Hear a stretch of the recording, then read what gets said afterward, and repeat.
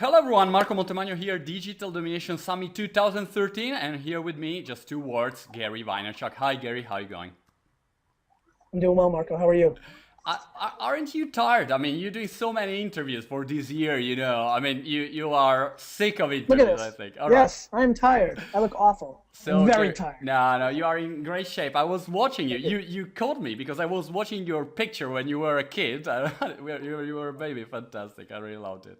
So, Gary, Thank you. the story, to give you a little bit of context, is the following. In 2008, I was checking online for someone talking about Sassicaia because I bought a great Sassicaia bottle, which is damn good. I'm Italian, of course, Special so wine. Very special wine. it's great, but it's also damn expensive, you know? Yes. So I Very was looking pricey. for someone talking about Sassicaia, and I discovered this video of this Gary Vaynerchuk, first time I ever see you in my life, and you were talking about Sassicaia and how, you know, drink it after decanting it and so on. And I immediately thought, gosh, this guy's amazing. First, because he knows his stuff about wine, and second, I was hosting a television show on Sky News for 7 years, and I was impressed by the fact that you just got one camera, a bottle of wine, and that was the show. And I had, I don't know, 5 cameras, a production studio for Sky, and I thought, this guy's so much better, you know, that's amazing. So I started to follow you from that moment, and I'm really happy for all your success and Viner Media and Thank you so so on. But much. that's the Thank you story, so how much. I got you. Amazing. Thank you, Marco. That's amazing. So Gary, I go straight to this thank you economy and why it's important to care about your customers. You just tweeted a few days ago something cool. You know, you tweeted, "Do you need anything?" And you started to get feedback. Why you did it? Can you explain to our business friends Sure. watching us why you did it? Because I think most people in business are always asking for something instead of giving something. And basic human nature tells you that the more you give, the more you get. And, I have everything I want at some level. I obviously have big ambitions. Anybody who's watching knows I want to buy $1 billion football team. But for the most part, I have what I want. And I'm very thankful. I'm driven by gratitude. Marco, I wish more people could feel the way I felt when you just told that story, to know that a video that I made, put out there, you saw it, it's such an amazing feeling. And so, the reason I ask if I can help somebody is because I believe that I can. And, if I can give a piece of advice or a quick answer, to help, I have 980,000 people that follow me. Inevitably, only 50 to 100 are going to ask. It's not everybody. Twitter's very fast. Everybody's sleeping at different times in the world. And so if I have an hour and I can help people, I do. What happened next was a little bit different. I've done that many times before. This time, something interesting happened that has made a lot more people aware of what I've done in the past. Yeah, I saw you someone asking for an iPad, but I don't think you send an iPad to everyone. No, but I did. But I did later that day buy a lot of people iPhone apps.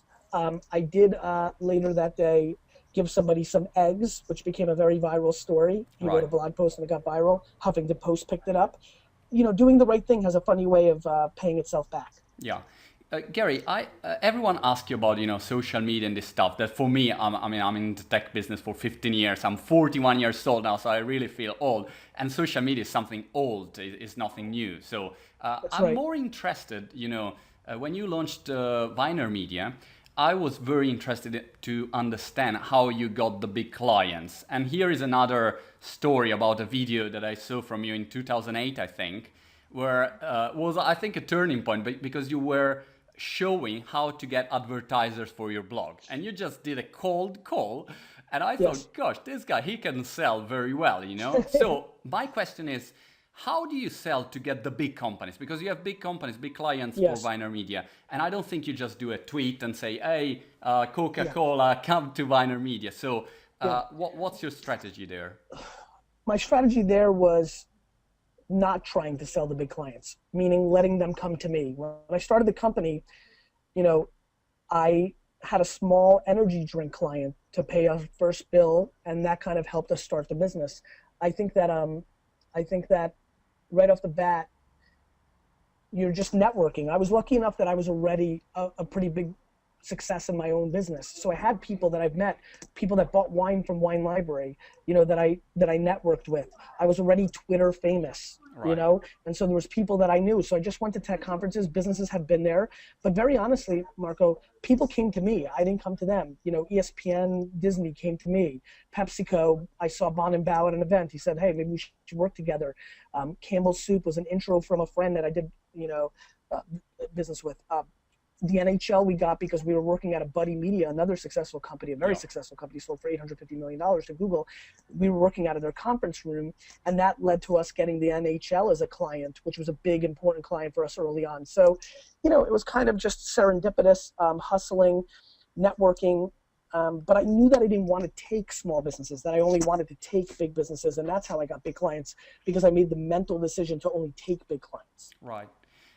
Gary, one thing that I always get asked, and I'm happy to be finally here with you so I can ask it straight to you. How do you scale happiness? This is one point, because everyone agree when you do, be generous and do all this stuff and love your customers, do everything for them. But when you have your clients, they have so many customers, how can they really scale this kind of attitude? They can use any kind of tool, platform, only people that just stay there and is a massive effort. What's your recipe for this? Happiness or engagement? You mean, one more time, because it chopped on me for a second, Marco. I want to make sure I understand the question. Yeah. One more time very quickly. Yeah, happiness. How can you scale the happiness of your customers? So how can you really take care of all the customers when there are so many? Go. One way. Yeah. Human beings. You and me. The only way you can scale, making your customers happy is by delivering great work and by scaling human beings. More effort, more caring, more giving a crap, more interaction, more hustle, more, but more human stuff, not automation. All right. So it is no chance to use any... There's no scaling. You know where the scaling comes in? More human beings. That's scaling. All right. You know what's scaling? Hiring more human beings. All right. So it's something when I have coders, that say, "Oh, we need more stuff," and I say, "No, we need more coders or more people to work." All right. And listen, the answer is it's always in the middle. But I think the developers and the way the world's going, they think they can supply the human touch through big data, through scalable products, and the answer is you just can't. All right. In one interview, you recently said that data is defensive, if I remember well. And I didn't understand why. Because I always thought that data could be a good, useful. It is. I actually think data is an amazing place. So the context of the question is where I'm coming from. So I actually use data to be on the offense. It enlightens me and it gives me a strategy to go on the offense.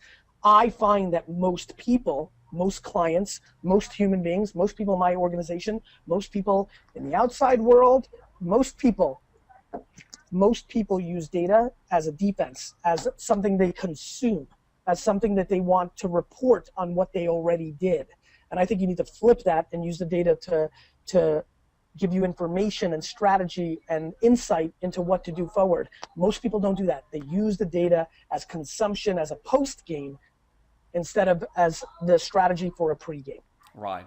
I just want to go straight to a few other points, Gary, because we don't have much time, so I just want to get you. 5 more minutes, so go ahead. One thing is important, videos. First of all, I want to know if you'll do a television show, because from day one I thought Gary should do a television show, and I heard that. I think it will happen. All right. I've been offered a lot of stuff. I think it's very possible in my life that I will do TV. Great. And what kind of tip would you give to companies that want to do cool videos online? You did tons of videos. What's your recipe again for it? Whether it's video, whether it's audio, whether it's the written word, whether it's art, music, comedy, pictures, you have to bring value, and it has to be something that's consumable and understandable by the customer, period. You have to bring value. It has to entertain you. It has to make you think. Too many people just do it for the sake of doing it and think it's going to work. You're right, Marco. You must have been able to tell when I did that wine video that 15 years of wine knowledge was put into my brain and living before I ever started that show. And so, yes, I was entertainment and charismatic and the things that you saw as a television man and other people have seen, to know that I had it But on top of that, I had to know my stuff. So I brought value in twofold. One, I brought value in content quality of information. Two, I brought entertainment. That's a very good mix to something successful. Some people don't bring either. And sometimes people have great information, but it's so boring that they don't know how to communicate. So you need to find the right platform. Some people should never do video. They should write. I should never write. I need a ghostwriter to write my books. I don't communicate as well in my writing as I do in my video. That's why so many people like my audiobooks more than they like my written book. Right. You've been talking about books. Jab, Jab, Jab, Vaynerchuk, coming out, I think, November 2013. Yes. Pre-order already now, I saw on Amazon. Thank you. And how will you launch it? I mean, are you figuring out some cool new strategy to launch your new book? Yes, I'm thinking about it every day.